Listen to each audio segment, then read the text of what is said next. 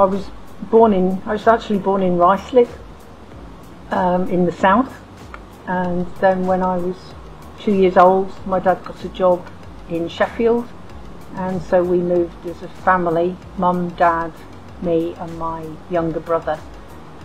Dad was a teacher, and he was also a lay preacher. Mum stayed at home, and she did what we'd call, she was a pastoral assistant really, visiting people. And I think reflecting on that, that's quite interesting, because they're the three things that are quite important to me now. And I stayed there until I was 18, left home then, went to Leicester for 3 years, and then lo and behold moved south again, and eventually came to Egham in 1983. And we came to St John's then on the recommendation of a friend at a previous church who was actually a student at Royal Holloway, and she said, although we were living actually in Englefield Green, she said, go to St John's in Egham, you can't do better than that. And that's what it's proved to be. We had a wonderful welcome, and stayed ever since. As you understand, I grew up in a Christian home, and as I got older, Christianity just made a lot of sense to me, and I saw it working out in my parents' life, and I thought, yeah, this is a good thing, and this is what I need to be doing. So from about the age of 13, I tried to be a Christian, and my goodness, it was so difficult. The harder I tried, the harder it seemed to be, and I was constantly failing and getting in a right to an 8 about it.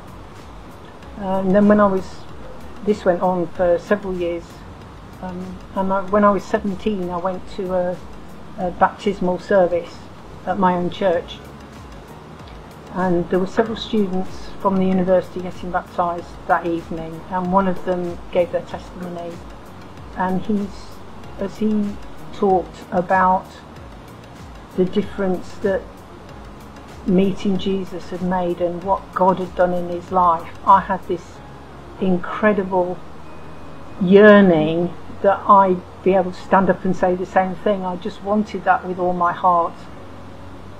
I didn't pray, I didn't use words, but I think what I felt was a prayer, because God responded in the most incredible way, and the only way I can explain it is that he placed his hand down inside me and undid that great big knot that had formed over the years as I'd tried to do it myself, and he just undid it, and I was filled with the most incredible peace. And I realised for the first time that it wasn't what I did, but it was what God had done in Jesus, and it was him, not me. And in a few years' time, that'll be, I can't believe I'm saying this, this will be 50 years ago. So, and obviously it's been, no journey is without its ups and downs, but I'm still here, and God is still with me and very faithful. That's a very good question. Well, it's a year ago now that I was licensed as a lay minister after 3 years training, and so the first 6 months was great. It was just all going swimmingly, doing lots of things that I was expecting to do, and full diary, lots of face-to-face stuff of course, and then as lockdown came, nothing. The diary was completely empty.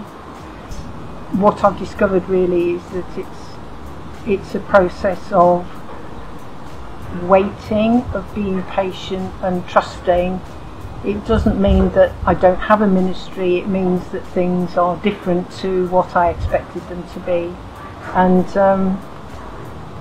I think since realising that, it's been a bit easier. I haven't been so frustrated. I'm taking each day as it comes. So in a more content place, waiting to see what God has in store, and trying to be ready for it when it comes.